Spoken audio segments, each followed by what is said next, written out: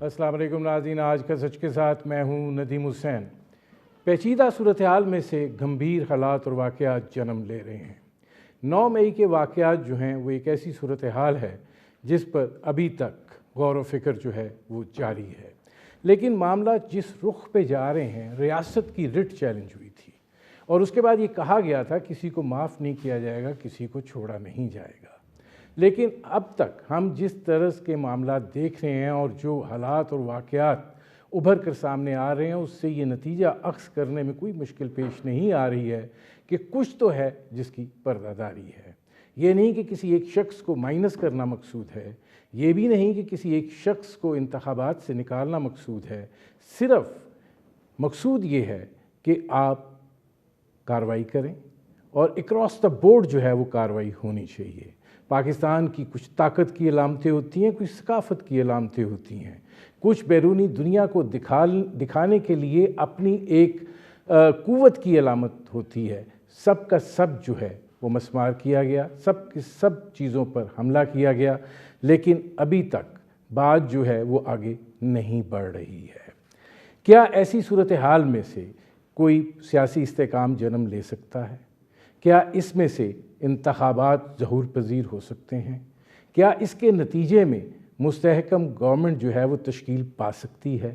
جب کہ صورتحال یہ ہو کہ پہلے مقامی سطح کے اوپر ایک ایسا بیانیہ ترتیب دیا جائے اور پھر اس کو اس طریقے سے پروپیگنڈا مہم کا ذریعہ بنایا جائے کہ وہ لوگوں کے ذہان پر جو ہے وہ اثر کرے۔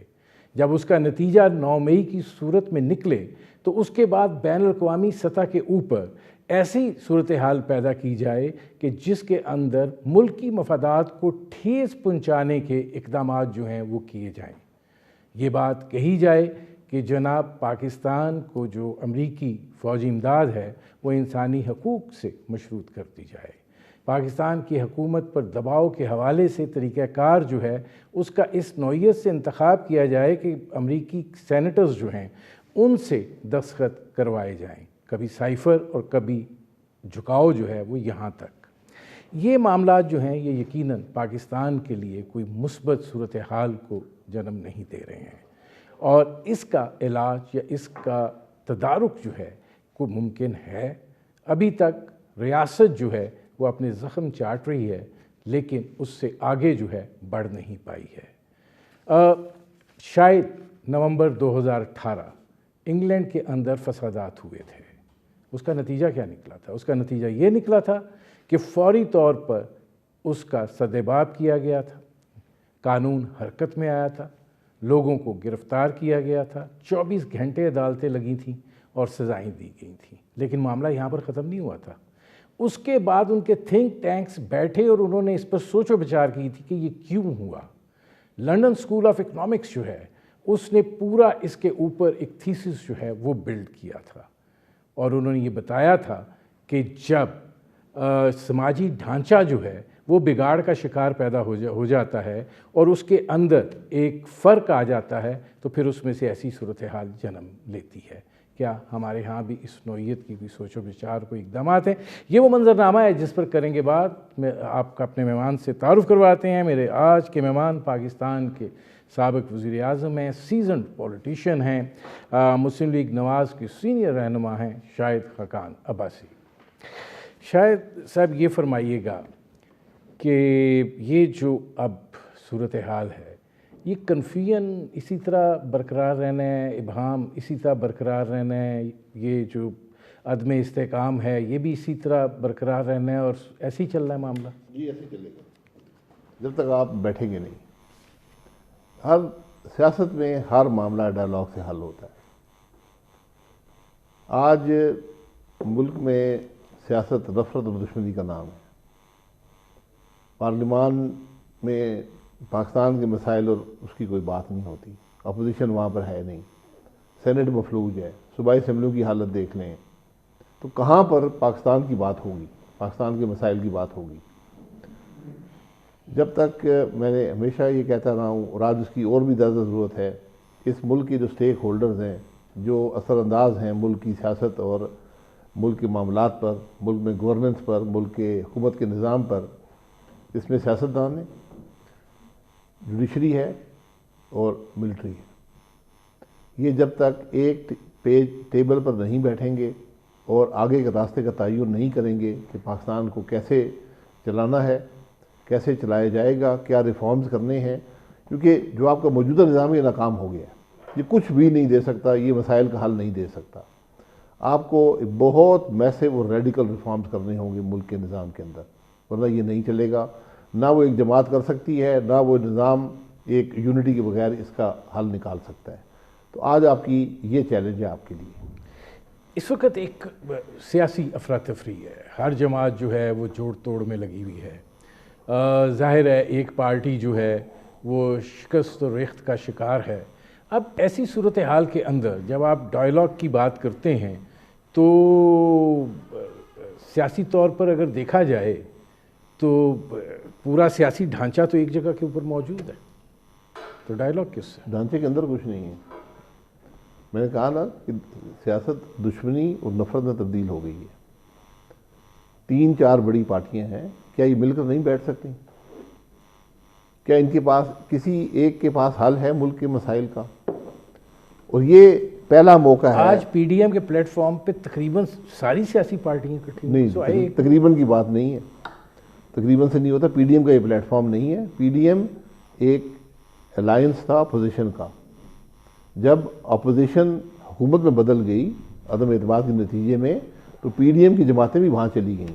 یہاں پر پی ڈی ایم کے علاوہ بہت سی جماعتیں ہیں، Peoples Party P D M کا حصہ نہیں تھی، لیکن اتحاد تو ہے نا۔ اتحاد میں پی ڈی ایم مت کہے نا، پی ڈی ایم کی حکومت نہیں ہے، یہ کولیشن گورنمنٹ ہے، کولیشن گورنمنٹ ہے۔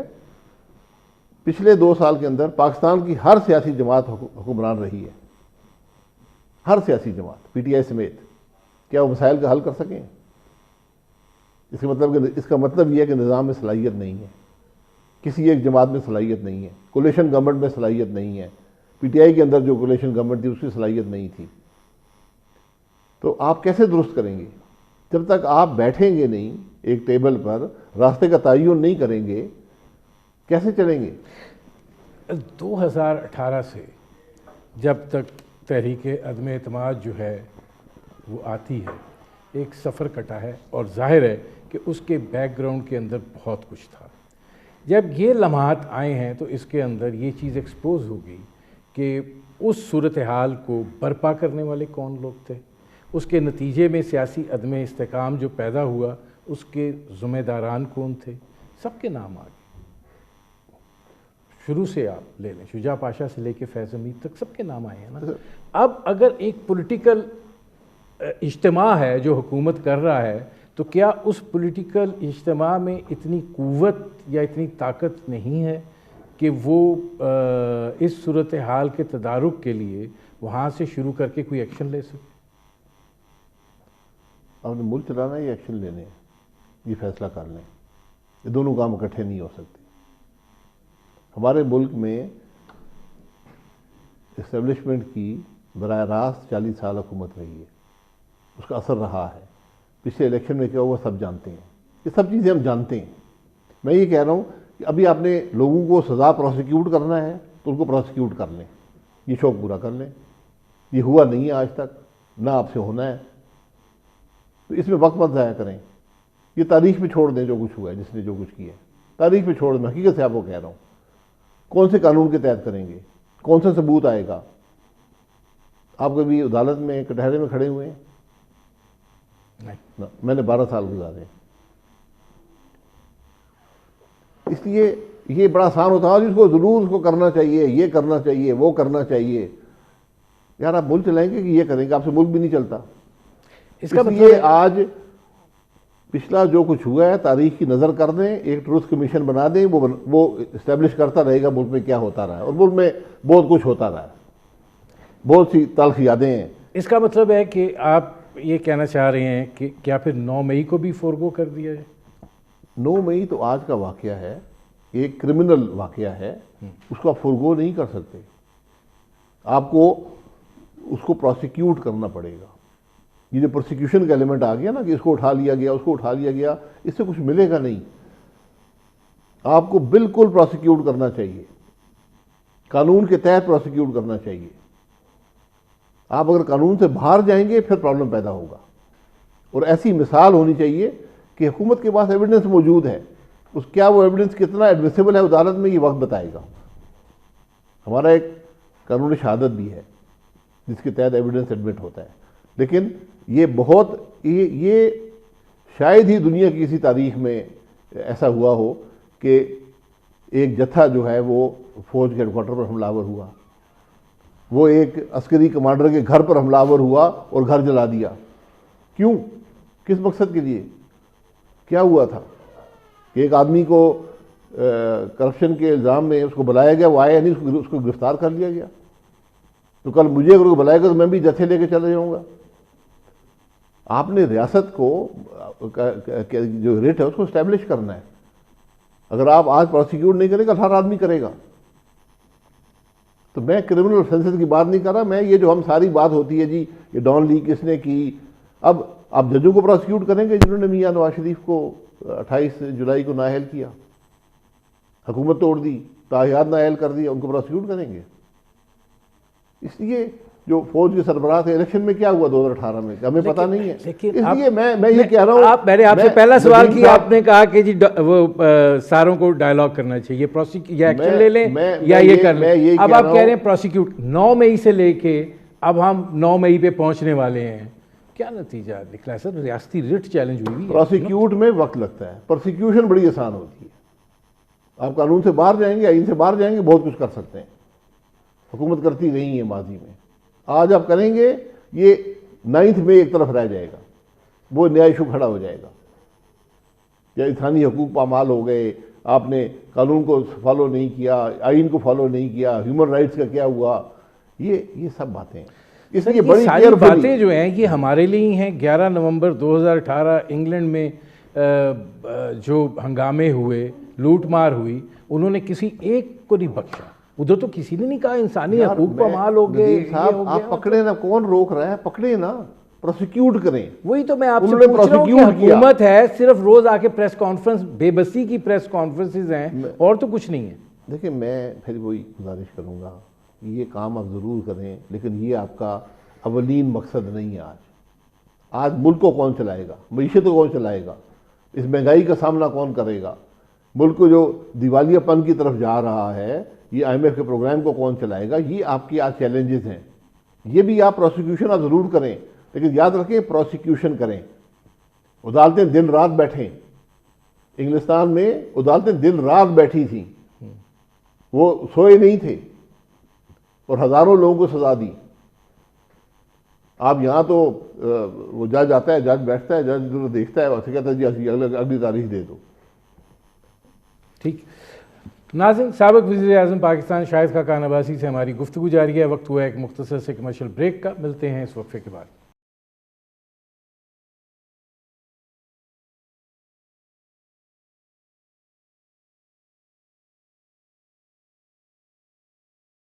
Welcome back. ناظرین، میرے آج کے مہمان سابق وزیر اعظم پاکستان شاہد خاقان عباسی، ان سے ہماری گفتگو جاری ہے. اچھا شاہد صاحب، میں نے ان چیزوں کی طرف آنا ہے جن کا آپ نے بریک پر جانے سے پہلے ذکر کیا. حکومت کو کیوں یہ محسوس ہوتا ہے کہ جو روز کی پریس کانفرنسز ہوتی ہیں اس سے یہ ایک تاثر ابھر کر سامنے آتا ہے کہ 9 مئی کے جو واقعات ہیں ان کے حوالے سے عدلیہ جو ہے وہ تحفظ فراہم کر رہی ہے؟ روز یہی ہوتا ہے کہ جی نہیں. دیکھیں یہ تاثر پیدا نہیں ہونا چاہیے. عدلیہ نے اپنے عمل سے یہ ثابت کر دیا ہے پچھلے 6 مہینے میں کہ وہ اس معاملے میں فریق ہیں، وہ ایک سیاسی جماعت کے حمایتی ہیں. 9 مئی کے معاملے میں سیاست کوئی نہیں ہے. یہ ایک پیور کرمنل ایکٹ ہے اور اس کرمنل ایکٹ میں ایک سیاسی جماعت کے لوگ ملوث ہوئے. کیا سازش ہوئی یا نہیں ہوئی، یہ آپ نے اسٹیبلش کرنا ہے کہ وہاں پر لوگ کیسے پہنچے، کیوں پہنچے، کس مقصد کے لیے پہنچے، کون ان کو لایا، کون ان کے پیچھے تھا. کیونکہ وہاں جس طرح سے لوگ آئے ہیں، یہ جو ڈیمونسٹریٹر ہوتے ہیں وہ یہ کام نہیں کرتے. اس کے اندر ٹرینڈ لوگ تھے جنہوں نے کپڑے بھی ڈالے ہوئے تھے، ہیلمٹ بھی پہنے ہوئے تھے. وہ حملہ کرنے آئے تھے، اس نیت سے آئے تھے کہ ہم حملہ کریں گے. میں تو ٹیلی ویژن کے فوٹو ہی دیکھیں نا، آپ دیکھ لیں اس کے اندر. اگر اس دن وہاں پر بہت آسان کام تھا، یہ کنٹونمنٹ تھے دونوں، وہاں پر گولی چل جاتی، کون ذمہ دار تھا؟ اب اس صورتحال میں سے ظاہر ہے کہ اب معاملات اس نہج پر ہیں جہاں پر ایک پارٹی سے تو مذاکرات کرنے کے لیے کوئی تیار نہیں ہے، تو آپ کو کیا لگتا ہے کہ اس میں سے الیکشن ظہور پذیر ہو سکتے ہیں اکتوبر کے اندر؟ یہ الیکشن آپ کو اکتوبر میں نہیں کرائیں گے، پرابلم پیدا ہو. الیکشن آپ کو کسی چیز کا حل نہیں دیں گے، یہ بھی میں آپ کو بتاتا ہوں. لیکن الیکشن نہ کروانا اس سے بڑی خرابی ہے. اور الیکشن کون سے قانون کے تحت نہیں کرائیں گے، ورنہ یہ سارا ملک کا نظام دھرم برہم ہو جائے گا. کل ہر آدمی اسی کو استعمال کرنا شروع کر دے گا. حکومتیں خود ہی بنائیں گے، حکومتیں خود ہی چلیں گی. اگر وہ نہیں ہوگا، الیکشن نہیں ہوگا، تو کون سی حکومت چلے گی؟ کون سی حکومت ہوگی ملک میں؟ انٹرم گورنمنٹ سامنا کر سکتی ہے چیلنجز کا. آپ سمجھتے ہیں کہ یہ انتخابات جو ہیں وہ پاکستان کو وہ سیاسی استحکام دے سکتے ہیں جو بڑی وقت کی ضرورت ہے؟ میں ان چیزوں پہ آ رہا ہوں بھی. یہ دے سکتے ہیں اگر آپ اس سے پہلے بیٹھ کر ایک راستے کا تعین کر لیں، تاکہ جو حکومت آئے وہ اس ایجنڈا کو امپلیمنٹ کرے جس پر آپ سارے ایگری کریں، اور باقی اس کو سپورٹ کریں. تنقید ضرور کریں، اپوزیشن کا رول ادا کریں، لیکن تنقید برائے تنقید نہ، اور حکومت جو ہے وہ حکمران نہ سمجھے اپنے آپ کو. تو ایک ایجنڈا ہو کہ ہم نے یہ ملک میں کرنا ہے، اور آپ کو بہت کچھ کرنا ہے. آپ کو وہ چیزیں کرنی ہیں جو آپ نے 75 سال میں نہیں کی. اس لیے یہ آسان کام نہیں ہے. آج پہلے تو مقامی سطح کے اوپر ظاہر ہے سوشل میڈیا کا بڑا بے دردی سے استعمال کیا گیا. اس میں ایک بیانیہ جو ہے اس کو اجاگر کیا گیا، اور اب 9 مئی کے بعد ایک نیا بیانیہ جو ہے وہ پاکستان کے مفادات کے خلاف تشکیل پا رہا ہے. اور ظاہر ہے کہ اس کے اندر امریکہ میں، برطانیہ میں بہت کام ہو رہا ہے. آپ اس کو کیسے دیکھ رہے ہیں؟ کیا یہ ایک گریٹر گیم کا حصہ ہے، یہ کسی ایک مخصوص ایجنڈے کا نتیجہ ہے؟ دیکھیں، جب بھی لوگ ایسے واقعے کو جو ہمارے لیے بڑا تشویشناک ہے، دردناک ہے اور انپریسیڈنٹڈ ہے، اس کو یہ کہیں گے کہ جناب یہ تو آپ نے، اگر پاکستان ان کی فوج یا پولیس وہاں پر گولی چل جاتی پھر کون ذمہ دار تھا؟ شکر کریں کہ وہاں گولی نہیں چلی، ورنہ میرے گھر پہ حملہ کرے میں تو اس کا مقابلہ کروں گا. جب حقیقت آپ بھی کریں گے، جو کچھ آپ کے پاس ہوگا آپ کریں گے. کسی کے گھر پہ حملہ کرنے کا حق کسی کو حاصل نہیں ہے. عسکری ادارے کے ہیڈ کوارٹر پر حملہ کرنے کا حق کسی کو نہیں ہے. ہوا ہے، اب اس کی تہہ تک پہنچے. لیکن کسی کو یہ حق حاصل نہیں کہ وہ ہمیں پوچھے جی کہ آپ کیوں لوگوں کو پکڑ رہے ہیں. میں پھر کہتا ہوں، میں پرسیکیوشن کے خلاف ہوں، لیکن جو آدمی وہاں موجود تھا، شناخت ہو گیا، اس کے خلاف کارروائی کرنا لازم ہے. لیکن یہ جو اب انسانی حقوق کی تنظیموں کو لکھا جا رہا ہے، امریکہ کے اندر سینیٹرز سے پٹیشنز پر سائن کروائے جا رہے ہیں کہ پاکستان کی فوجی امداد آپ لنک کر دیں انسانی حقوق سے. برطانیہ کے اندر اس چیز کو جو ہے وہ اٹھایا جا رہا ہے، وہاں سے بیانات دلوائے جا رہے ہیں. اب یہ جو صورتحال ہے، یہ کوئی باہر کے لوگ تو نہیں کر رہے، آپ کے اپنے لوگ کر رہے ہیں جو ایک خاص بیانیے سے متاثر ہیں. جی، بیانیے سے اگر متاثر ہیں تو اس بیانیے کی ہی نفی وہ کر رہے ہیں. یا وہ بیانیہ یہ کہتا ہے کہ آپ ملک کے عسکری ہیڈ کوارٹر پر حملہ آور ہوں، لوگوں کے گھر جلا دیں، اس کی کوئی حمایت نہیں کر سکتا. تو پاکستان کو پروسیکیوٹ کرنا چاہیے ان لوگوں کو جو یہاں شامل ہوئے. پروسیکیوٹ کریں. جب آپ یہ کریں گے تو کوئی انگلی نہیں اٹھا سکتا. کل اگر امریکہ میں کوئی جرم ہوتا ہے، آپ نے خود کہا انگلینڈ میں ہوا، انہوں نے دن رات عدالتیں رکھی، وہ لوگوں کو سزا دی، اور وہ ایسا واقعہ پھر نہیں ہوگا وہاں پر. اس میں کوئی ہیومن رائٹس کی بات نہیں ہے. ہیومن رائٹس پیدا ہوتے ہیں جب پرسیکیوشن ہوتی ہے. وہاں پہ جو لنڈن اسکول آف اکنامکس اور پولیٹیکل سائنس تھا، انہوں نے ریڈنگ دا رائٹس کے اس سے انہوں نے ایک اسٹڈی کیا، اور ان کا نتیجہ یہ نکلا کہ یہ ایسے لوگوں کا کام ہوتا ہے جو معاشرے کے ساتھ اپنے آپ کو لنک نہیں کر پاتے. یعنی وہ لوگ جو بنیادی سہولیات سے محروم ہوتے ہیں، اور ان کے اندر احساس محرومی اتنا جنم لے چکا ہوتا ہے کہ ان کو کوئی بھی اچھا خواب دکھایا جائے وہ اس کو الٹیمیٹ سلوشن سمجھ لیتے ہیں. کیا یہاں یہ بھی صورتحال نہیں ہوئی؟ کس نے خواب دکھایا ہے؟ خواب دکھانے والوں کے پاس کیا ہے؟ خواب دکھانے کا یہ مقصد نہیں ہے کہ آپ فوج کے ہیڈ کوارٹر پر حملہ آور ہو جائیں، کسی کا گھر جلا دیں. آپ خواب ضرور دیکھیں، جھوٹ فراوانی کے ساتھ، تسلسل جی کے بس ساتھ. ٹھیک ہے، وہ جھوٹے خواب ہوئے نا. وہ کون سے، وہ کہتے ہیں کون سے خواب ہوتے ہیں؟ بلی کے خواب ہوتے ہیں. بلی کے جی، خواب میں تو وہ پھر غلط بات ہے نا.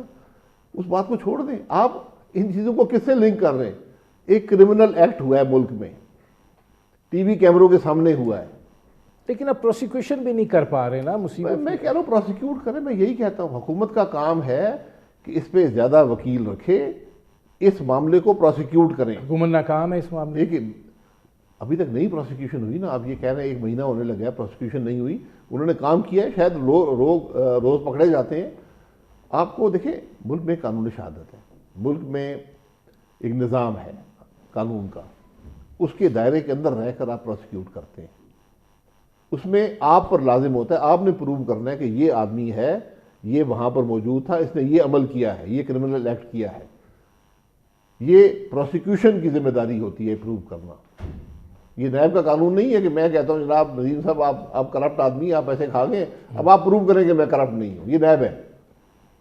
یہاں جو کہتا ہے کہ وہ اونس آف پروف جو ہے وہ پروسیکیوشن پہ ہے. اب اس میں آپ ویڈیو فلم ہے، کیا وہ ایڈمیسیبل ہوگی قانون شہادت کے تحت؟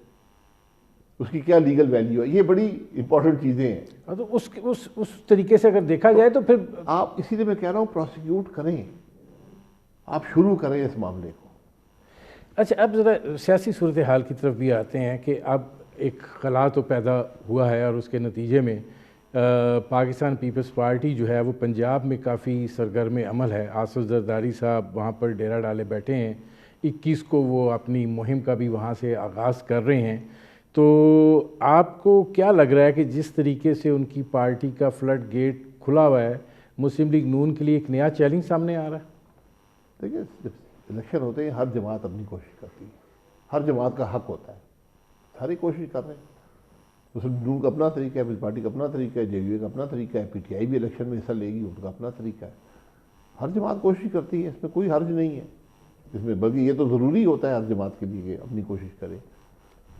لیکن کوشش تو کرے، لیکن جس طریقے سے اب آپ لوگوں کا حکمران اتحاد ہے اور ظاہر ہے آپ مختلف پارٹی ہیں، مختلف نظریات ہیں، تو جب سے ایک دوسرے کے ٹیریٹوریل ان روڈز بنیں گے تو آپ کو لگتا ہے کہ کوئی نظریے کی مخالفت میں بات ہوگی کہ نہیں یہ گڈی گڈی الیکشن میں بھی چلے گا؟ نہیں، یہ ایک دوسرے کے خلاف الیکشن لڑے گی. یہ کولیشن گورنمنٹ ہے، یہ الیکٹورل کولیشن نہیں ہے، انتخابی اتحاد نہیں ہے. کل ہم سب نے ایک دوسرے کے خلاف الیکشن لڑنا ہے. آپ یہ سمجھتے ہیں کہ اکتوبر میں واقعتاً الیکشن ہونے جا رہے ہیں؟ یہ کہہ دینا کہ ہونے چاہیے یا نہیں ہونے چاہیے، آپ کو کیا لگتا ہے؟ میں نہیں سمجھتا. ملک کا آئین کہتا ہے، میرے سمجھنے سے کچھ نہیں ہوتا. میں اور آپ سارا دن سمجھتے ہیں ملک کا آئین تو وہ کہہ رہے تھے 90 دن میں پنجاب میں الیکشن ہونے چاہیے، تو نہیں ہوا. جی، وہ اس میں اگر سپریم کورٹ مداخلت نہ کرتا تو وہ الیکشن ہونے ضروری تھے. جب آپ نے اس میں مداخلت کی ہے اور آپ نے خود ایک سوال فریم، وہاں ایک بڑا امپورٹنٹ سوال تھا، وہ یہ تھا کہ کیا یہ اسمبلیاں قانون کی روح کے مطابق تحلیل ہوئی ہیں یا نہیں ہوئی. وہاں پر وہ سوال ڈیفیٹ ہو جاتا. اور پھر آپ نے صرف یہ نہ کیا، آپ نے پنجاب اور کے پی میں 2 علیحدہ آئین آپ یہ کہنا چاہ رہے ہیں کہ اگر سپریم کورٹ نہ انٹروین کرتی تو پنجاب میں انتخابات ہو جاتے؟ ہونے چاہیے تھے. نہیں ہونے چاہیے تھے اور ہو جاتے میں فرق ہے. جب آپ نے خود انٹروین کیا، ہو جاتے. میں بھی یہ سمجھتا ہوں انتخابات ہو جاتے. جب آپ نے شروع سے، جب آپ نے لوگوں کو منع کر دیا کہ ووٹ ہی نہیں ڈال سکتے ہو، آپ نے ٹائم ٹیبل دینے شروع کر دیے، ایک کے بعد ایک انٹرفیئرنس. آپ اگر سپریم کورٹ فل بینچ بنا دیتا، اس کا فیصلہ آ جاتا، یہ انتخابات ہو جاتے. آپ نے خود یہ سارا، پھر آپ نے خود جو سوال فریم کیے، سب سے اہم سوال تھا کہ، اور جب آپ دیکھتے ہیں آئین کی تشریح کرتے ہیں، سب سے امپورٹنٹ بات یہ ہوتی ہے، آپ دیکھتے ہیں کہ آئین بنانے والوں کی یہاں نیت کیا تھی اس شک کو رکھنے میں. تحلیل کرنے کی شک یہ نہیں تھی کہ میں صبح اٹھوں مجھے موسم اچھا نہ لگے میں اسمبلی تحلیل کر دوں. یہ نہیں ہوتا. اس کے لیے گراؤنڈز ہوتے ہیں جس کے یہ نیت ہوتی ہے فریمرز کی کہ حالات ایسے پیدا ہوں تو آپ پروویژن رکھیں کہ چیف منسٹر جو ہے وہ اسمبلی تحلیل کر دے. ایک دن پہلے چیف منسٹر کہتا ہے کہ میں کبھی اسمبلی تحلیل نہیں کروں گا, مجھے ایک بریک پھر لینا وہ پڑے تحلیل کر کے اور اسی پارٹی کا صدر بن جاتا ہے. ناظرین, شاہد خاقان عباسی سابق وزیر اعظم پاکستان سے ہماری گفتگو جاری ہے. وقت ہوا ایک مختصر سے کمرشل بریک کا, ملتے ہیں اس وقفے کے بعد.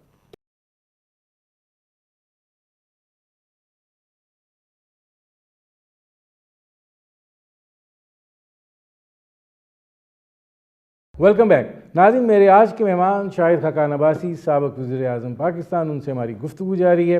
اچھا, یہ فرمائیے گا کہ اس وقت جو مہنگائی کی صورتحال ہے, جس طریقے سے عام آدمی جو ہے وہ ہلکان ہوا ہے, آپ کو لگتا ہے کہ اگر انتخابات ہوتے ہیں تو آپ لوگوں کو کوئی ووٹ دے گا؟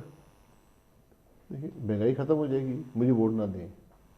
اگر مہنگائی ختم ہو جاتی ہے بالکل ووٹ, یہ آرگومنٹ تو کوئی نہیں سنے گا. آرگومنٹ نہیں سنے گا, نہیں, آپ پر اثر پڑے گا, اس میں کوئی شبہ نہیں ہے. یہ چوائس آپ کی تھی کہ پی ایم ایل این حکومت میں آئی ہے. یہ مہنگائی نے ہونا ہی ہونا تھا. صاحب 4 سال کرتے رہے اس ملک میں, اس کے بعد یہ بات کنٹرول میں نہیں آئے گی.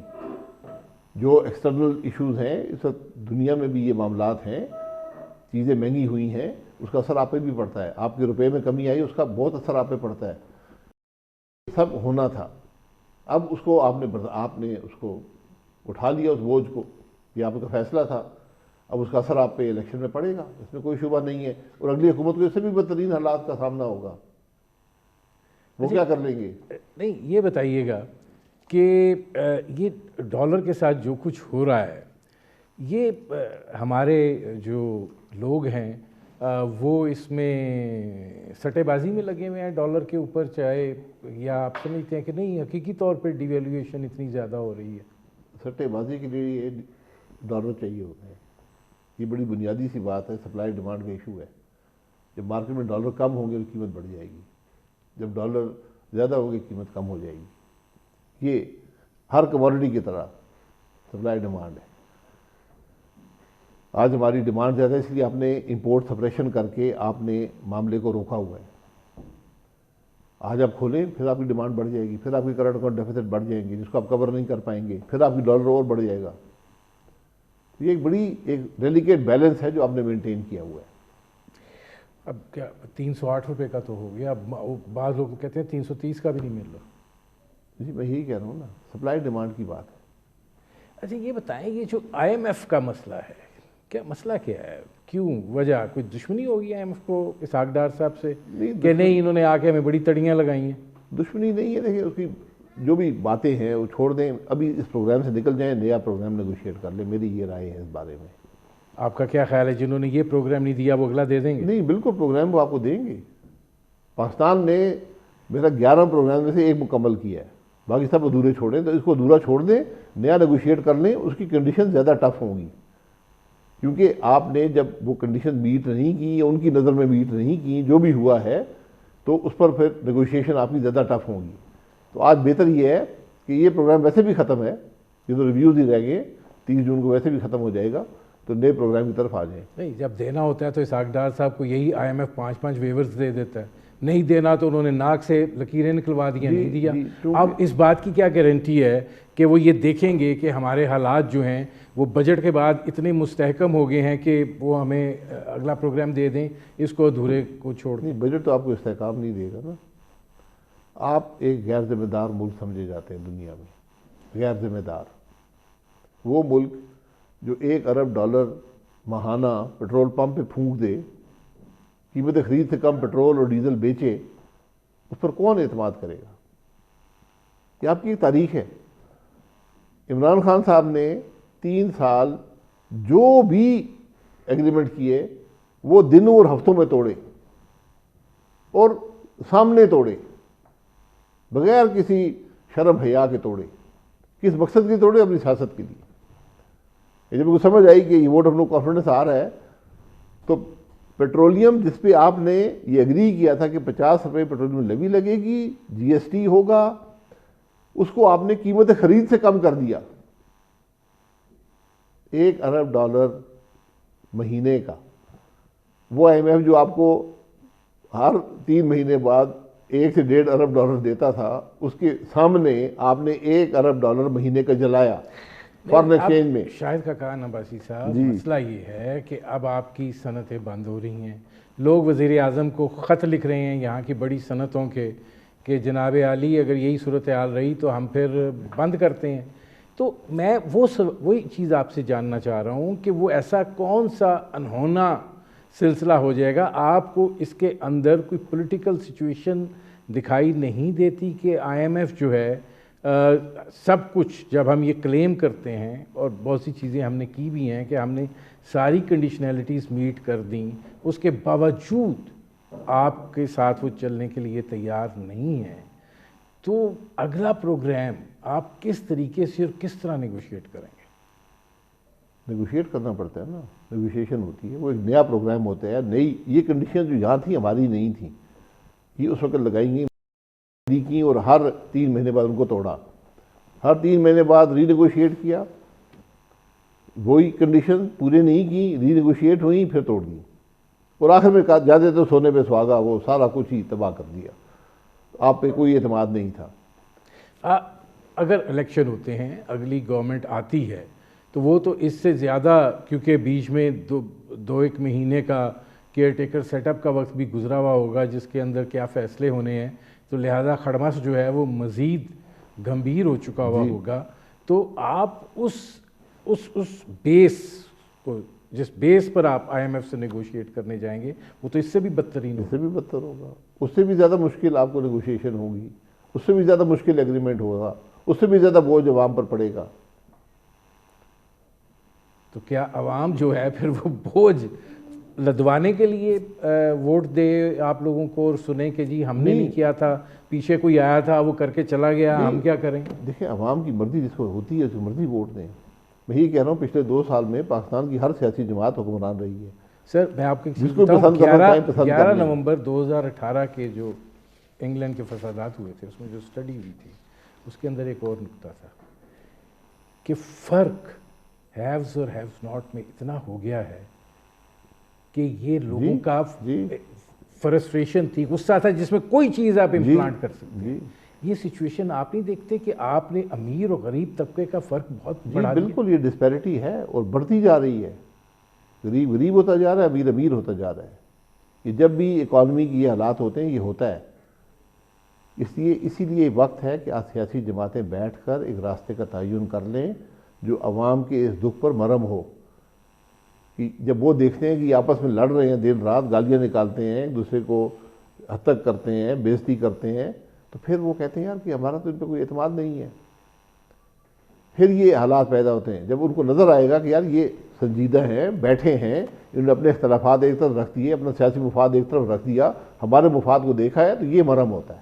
نہیں، آپ کو لگتا ہے کوئی بیٹھنے کے لیے تیار ہے یا بات کرنے کے لیے تیار؟ نہیں بیٹھیں گے تو پھر بیٹھنا پڑے گا، اگر بیٹھیں گے نہیں، پھر بھی نہیں بیٹھیں گے تو سڑک پہ فیصلہ ہوگا۔ یہ بات یاد رکھیں، یہ فطری باتیں، یہ ایک نیچرل پروگریشن ہوتی ہے، یہ آپ کو اسی لیے پولیٹیکل لیڈر ہوتے ہیں، ان کا عوام کی نبض پہ ہاتھ ہوتا ہے، وہ سمجھتے ہیں اس وقت کیا حالات ہیں، اس کے مطابق اپنا عمل تبدیل کرتے ہیں، نیگوشیٹ کرتے ہیں۔ آپ کے خیال میں یہ جتنی لیڈرشپ ہے یہ سیاسی نہیں ہے؟ میں کہہ رہا ہوں نا سیاسی ہے، اسی لیے تو ان کی ذمہ داری ہے۔ آج امتحان اس ملک کی سیاسی لیڈرشپ کا ہے۔ نہیں، یہ امتحان تو ہم ہر دفعہ سنتے ہیں نہیں، اس دفعہ نہیں یار یہ لیڈرشپ کا امتحان ہے، بات کریں یہ لیڈرشپ کا وہ امتحان پہلی ہے۔ دوسری جماعت کے بتا امتحان دیں تھے کہ جس کے اندر کوئی لیڈرشپ بیٹھی ہو اور اسے کہا نہیں یار ہمارا واقعی امتحان ہے۔ دیکھیں مہنگائی کی صورتحال ہر دور میں اپنے دور کے حساب سے عوام کے لیے مشکل رہی ہے، یہ تو آپ نہیں کہہ سکتے کہ آج ہی بہت زیادہ نہیں۔ یہاں جو حالات ہیں نا اس کا کوئی موازنہ ماضی سے نہیں ہے، کوئی موازنہ نہیں ہے، اس بات کو سمجھیں۔ بہت سیریس حالات ہیں، بہت سنجیدہ حالات ہیں، غیر معمولی حالات ہیں، اس کے لیے غیر معمولی عمل چاہیے آپ کو۔ نہیں تو یہ جو غیر معمولی عمل کی آپ بات کر رہے ہیں، اب اس کے اندر آپ اسٹیک ہولڈرز میں عدلیہ کو بھی گن رہے ہیں، آپ فوج کو بھی ایز این انسٹیٹیوشن گن رہے ہیں، آپ سیاستدانوں کو بھی گن رہے ہیں، تو آپ کیا سمجھتے ہیں کہ ایسی مثالیں کوئی ہیں جہاں پہ یہ تینوں انسٹیٹیوشنز جو ہیں وہ بیٹھے ہوں اور بات کی ہو؟ مطلب عدلیہ کا اپنا کام ہے وہ کریں، افواج پاکستان کا اپنا کام ہے وہ کریں, سیاستدانوں کا اپنا کام ہے وہ کریں, اگر وہ کرنا چاہیں تو. مصیبت تو یہ ہے نا کہ کرنا چاہتے ہیں. آپ کدھر رہتے ہیں؟ کدھر رہتے ہیں؟ کیا چیز؟ کون سے ملک میں رہتے ہیں؟ پاکستان میں رہتا ہوں, اس لیے میں پاکستان کی بات کروں نا. آپ مجھے نہیں آپ کو پاکستان کے حالات یہاں پر کون اثر انداز ہوتا ہے ملک کی سیاست اور گورننس پر, ان کے نام لے رہا ہوں. یہ کوئی وہ کسی حد تک میں نہیں کر رہا, یہ حقیقت ہے اس ملک کی. یہاں پر جوڈیشری اثر انداز ہوتی ہے, یہاں پر فوج اثر انداز ہوتی ہے. سب اسٹیک ہولڈرز ہیں اس ملک کی سیاست اور گورننس کے اندر. بیٹھیں اور بات کریں, اور کوئی راستہ کسی کے پاس ہے تو مجھے بتا دیں, مجھے تو یہ سمجھ آتی ہے. نہیں تو اس گرینڈ ڈائلاگ کو آپ انیشیٹ کہاں سے یہ کریں؟ گرینڈ ڈائلاگ نہیں ہے, یہ ایک کرٹیکل ڈائلاگ ہے. انیشیٹ جو مرضی کرے یار, یہ انیشیٹ کون کرے گا؟ صدر صاحب کر سکتے تھے, وہ فریق بنے ہوئے ہیں, آج ساری فریق ہیں. دعوت دیں ایک دوسرے کو. میں کہہ رہا ہوں سیاسی مفاد کو ایک طرف کریں نا, پھر نہیں تو آپ نے جو اپنا پلیٹ فارم بنایا ہوا ہے اس سے اگر آپ کوشش کر کے دیکھیں. نہیں, یہ میرا پلیٹ فارم نہیں ہے, یہ ہم چند لوگ بیٹھے, ہم نے کہا جناب اس ملک کے عوام کی تکلیف کی بات کہاں پر ہو رہی ہے, اس کے حل کی بات کہاں پر ہو رہی ہے, ہمیں نظر نہیں آئے. ہم نے کہا ٹھیک ہے ایک پلیٹ فارم شروع کرتے ہیں جہاں پر بات تو ہو. بجٹ جو ہے وہ آپ کو کتنا سخت دکھائی دے رہا ہے؟ آپ کے اندازے سے بہت زیادہ, کیونکہ آپ کے پاس آپ کی جو کل آمدن ہے وہ سود کے خرچہ نہیں اٹھاتی. باقی اب حساب لگا لیں, جتنا قرضہ لینا ہے اور اضافی قرضہ لے کر جو کچھ کرنا ہے کر لیں. کل جو اگلا بجٹ ہوگا اس سے بھی سخت ہو جائے گا, کیونکہ آپ نے اضافی قرضہ لیا, اس کا بوجھ پھر عوام پہ آئے گا.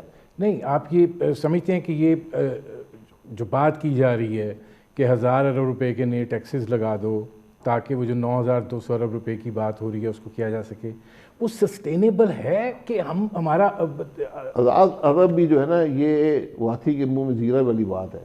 آپ اسی لیے میں کہہ رہا ہوں نظام بدلنا پڑے گا. کیسے بدلے گا؟ لمبا راستہ ہے, کیسے بدلیں گے؟ اسی لیے سیاسی لیڈر ہوتے ہیں, اسی لیے لیڈرشپ ہوتی ہے, اسی لیے سوچ ہوتی ہے ملک کی. حب الوطنی کے دعوے دار ہم سب ہیں,